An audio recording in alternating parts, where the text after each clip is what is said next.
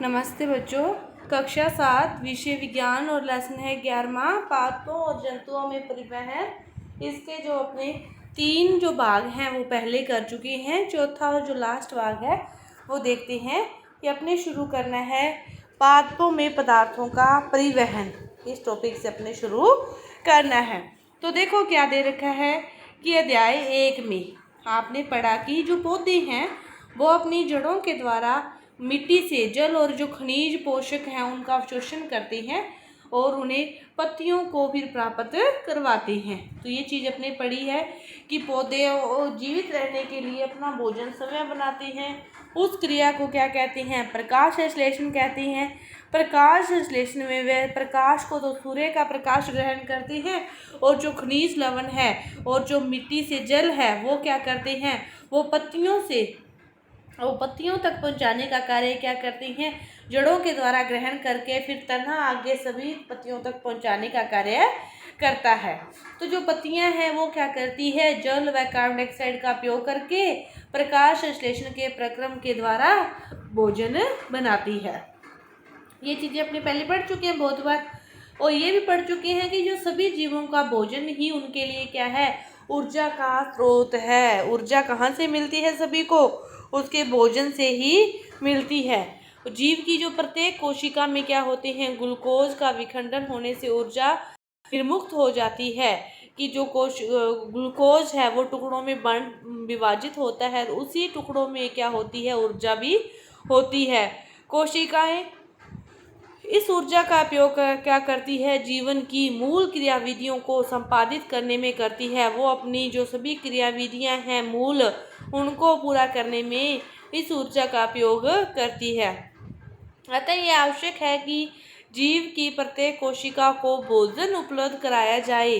क्या आपने कभी इस प्रश्न पर विचार किया है कि पौधों की जड़ों द्वारा अवशोषित जल तथा पोषक तत्व पत्तियां तक किस प्रकार पहुंचाए जाते हैं? पौधों के वे भाग जो भोजन नहीं बना सकते पत्तियों द्वारा निर्मित भोजन किस प्रकार प्राप्त करते हैं? अपने ये पढ़ा है कि जो पौधों की पत्तियां हैं वही क्या करती है? भोजन का निर्माण करती है। तो फिर जैसे अपने देख रहे हैं कि जो जड़ें हैं वो क्या करती है? मृदा से खनिज लवण और जल का अवशोषण करती है। फिर वो तने को देती है और तना क्या करता है? आगे पत्तियों तक पहुंचाता है। तो इसी प्रकार भोजन का भी एक अंग से दूसरे अंगों में सभी भागों में भोजन का भी पहुंचाना इसी प्रकार संभव है। इसके बाद देखो जल तथा खनिजों का परिवहन किस प्रकार होता है। तो जो पादप हैं उनकी जो जड़ें हैं उन्हीं के द्वारा जल और जो खनिज हैं उनको अवशोषित करते हैं। तो मूलों में क्या होते हैं? मूल रोम होते हैं। मूलों में मूल रोम होते हैं। क्या होते हैं? मूल रोम होते हैं। तो वास्तव में ये मूल रोम क्या होते हैं? जल में घुले हुए खनिज जो पोषक पदार्थ हैं और जल के अंतर्ग्रहण के लिए मूल के सतह के क्षेत्रफल को बढ़ा देते हैं। मूल रोम क्या कार्य करते हैं कि जल में जो घुले हुए खनिज लवण हैं और जल के अंतर्ग्रहण जल का ग्रहण हो सके इसके लिए वो क्या करते हैं? मूल की जो सतह है मूल की जो पृष्ठ है उसका क्षेत्रफल क्या करते हैं? बढ़ा देते हैं। और मूल रोम मृदा कणों के बीच उपस्थित जल के संपर्क में रहते हैं। तो अपने जल है फिर वो पादपों में जो मृदा से जो मिट्टी से जल और पोषक तत्वों का जो परिवहन है इसके लिए एक पाइप जैसी वाहिकाएं होती है। पाइप की जैसी क्या होती है? वाहिकाएं होती है। और ये वाहिकाएं विशेष कोशिका की बनी होती है। उसे क्या कहते हैं? संवहन ऊतक कहते हैं। मूल रोम मूलों में पाए जाते हैं। वो तो क्या करते हैं? उस समय उसका क्षेत्रफल बढ़ा देते हैं जब उसको ग्रहण करना हो मिट्टी में से खनिज तत्वों को और जल को। और जो फिर उसके बाद मृदा को ऊपर तक पहुंचाने और पानी को ऊपर तक जो खनिज तत्वों को ऊपर तक पहुंचाने का कार्य करने के लिए एक पाइप जैसी संरचना होती है उसे क्या कहते हैं? संवहन ऊतक कहते हैं। ऊतक क्या है? कोशिकाओं का वह समूह है जो किसी जीव में किसी कार्य विशेष को संपादित करता है। किसी भी जीव में किसी कार्य विशेष को पूरा करता है। ऊतक कोशिकाओं का वह समूह है। तो जल और पोषक तत्वों के परिवहन के लिए संवहन ऊतक होता है उसे क्या कहते हैं, जाइलम कहते हैं। पोषक तत्वों के परिवहन के लिए पादपों में जो संवहन ऊतक पाया जाता है उसका नाम क्या है, जाइलम। संवहन ऊतक के बारे में समझ गए कि ऊतक कोशिकाओं का वह समूह होता है जो कार्य को संपादित करता है, और पादपों में जो संवहन ऊतक है वह है उसे क्या कहते हैं, जाइलम कहते हैं। तो इसके बाद जाइलम चैनलों का सतत जाल बनाता है। जाइलम नलियों का क्या करता है, सतत जाल बनाता है जो मूलों को तने और शाखाओं के माध्यम से पत्तियों से जोड़ता है। तो इस प्रकार एक पूरा तंत्र बनता है पूरे पादप में जल का जो परिवहन करते हैं। तो पत्तियां क्या करती है, भोजन का संश्लेषण करती है और भोजन को पादप के सभी अंगों तक ले जाया जाता है, और यह कार्य भी एक संवहन ऊतक के द्वारा ही किया जाता है। उसे क्या कहते हैं, फ्लोएम कहते हैं। जाइलम का कार्य तो क्या है, मूलों को तने और शाखाओं के माध्यम से पत्तियों से जोड़ता है और नीचे से जल का जो परिवहन करता है वो तो क्या है, जाइलम है। लेकिन जो भोजन बन गया उसको सभी भागों तक पहुंचाने का कार्य कौन करता है, फ्लोएम करता है। कौन करता है, फ्लोएम करता है।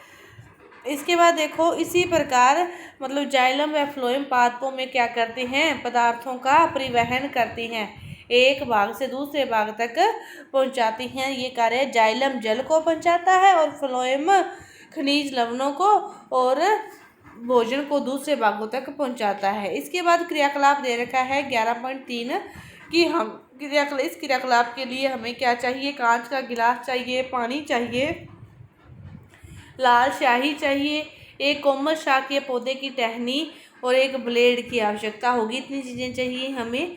उसके बाद क्या करना है कि आपको जो लाल शाही है उसकी कुछ बूंदे क्या करो, उस पानी में आप जो जिस पानी पौधे की जो छड़ है पानी डालकर गिलास में कांच में मैं उसमें रख दी, तो उसी पानी में क्या करो, आप उस लाल शाही की बूंदे डाल दो। फिर क्या करो, टहनी के आधार से आप ब्लेड की सहायता से उसको काट कर गिलास में जैसा आपको दिखाया गया है उसमें रख दो।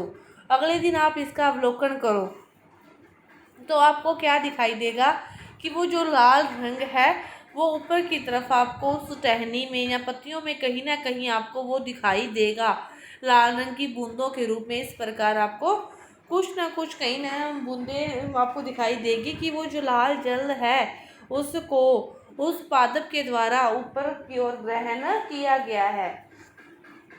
इसके बाद है बाष्पोत्सर्जन।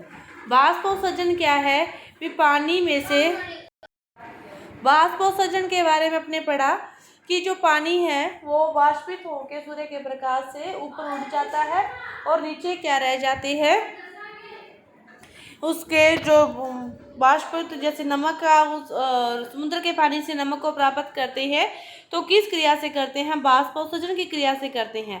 तो पादप भी क्या करते हैं, बाष्पोत्सर्जन की क्रिया को फॉलो करते हैं, ये प्रक्रिया संपन्न करते हैं और इसके बाष्पोत्सर्जन की क्रिया के द्वारा पेड़ पौधे भी बहुत सारा जो पानी है वो वायुमंडल में छोड़ देते हैं। पादप मृदा से जो खनिज पोषक तत्व जल अवशोषित करते हैं और अवशोषित किया गया सारा जल पादपों द्वारा प्रयोग में नहीं लिया जाता और पत्तियों की सतह पर उपस्थित रंध्रों से बाष्पोत्सर्जन के प्रक्रम के द्वारा वो जल क्या हो जाता है, वाष्पित हो जाता है और पत्तियों से जल वाष्पन में जो अभिक्रिया है वो संपन्न होती है। और बाष्पोत्सर्जन की जो प्रक्रिया है वो पादप को ठंडा रखने में भी क्या है, सहायक होती है। तो ये आपका जो चैप्टर था जंतुओं और पादपों में परिवहन का पूरा हुआ। इसके जो क्वेश्चन उत्तर हैं वो अपने अगली वीडियो में करेंगे। धन्यवाद।